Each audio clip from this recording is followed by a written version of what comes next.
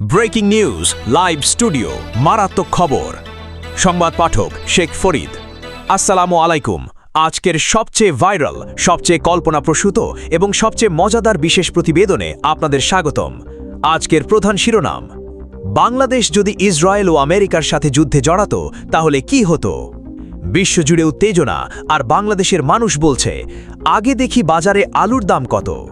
চলুন সরাসরি যাই ঘটনাস্থলে। রাজধানী ঢাকায় যুদ্ধের ঘোষণা ছড়িয়ে পড়তেই মানুষের মধ্যে তীব্র প্রতিক্রিয়া দেখা গেছে। কেউ ছুটছেন বাজারে চাল কিনতে, কেউ ডাল কিনতে, কেউ তেল কিনতে, আর কেউ কেউ শুধু সেমাই কিনছেন, কারণ তারা এখনও বুঝতে পারেননি কি হচ্ছে।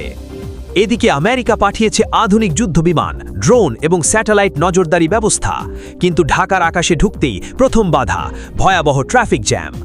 এক মার্কিন পাইলট জানিয়েছেন, টার্গেটে যাওয়ার আগে 3 ঘন্টা জ্যামে বসে আছি।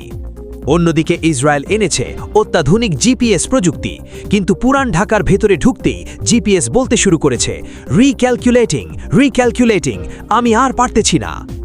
বাংলাদেশের পক্ষ থেকে জরুরি বৈঠক ডাকা হয়েছে চায়ের দোকানে। বিশেষজ্ঞরা বলছেন, যুদ্ধ বন্ধ করতে হলে আগে চা দিতে হবে, তারপর সিঙ্গাড়া দিতে হবে, তারপর বিতর্ক শুরু হবে। 3 ঘন্টা তর্কের পর সিদ্ধান্ত হয়েছে, আগে আরেক কাপ চা আনো। এদিকে সোশ্যাল মিডিয়ায় শুরু হয়েছে আলাদা যুদ্ধ। ফেসবুকে লাখ লাখ পোস্ট দেখা গেছে, আমি হলে 5 মিনিটে জিতে যেতাম, আমার মামা আর্মিতে আছে, আসল খবর শুধু আমার কাছেই আছে। টিকটকে দেখা গেছে যুদ্ধের এডিট ভিডিও, ব্যাকগ্রাউন্ডে দুঃখের গান। হঠাৎ আবহাওয়া অফিস জানিয়েছে ভারী বৃষ্টি শুরু হয়েছে। বাংলাদেশের পক্ষ থেকে ঘোষণা দেওয়া হয়েছে, আজ যুদ্ধ বন্ধ, আবহাওয়া খারাপ, কালকে আবার আসেন। শেষ পর্যন্ত 3 পক্ষ বসেছে শান্তি আলোচনায়। টেবিলে ছিল কাচ্চি বিরিয়ানি, বোরহানি, ফালুদা। খাওয়া শেষে সবাই একমক্কে বলেছে, যুদ্ধ বাদ দেন, এই বিরিয়ানিকে রান্না করছে।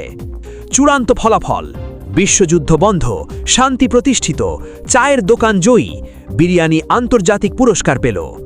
সংবাদ পাঠকের শেষ কথা: যুদ্ধ নয় হাসি চায়, সংঘাত নয় সিঙ্গাড়া চায়।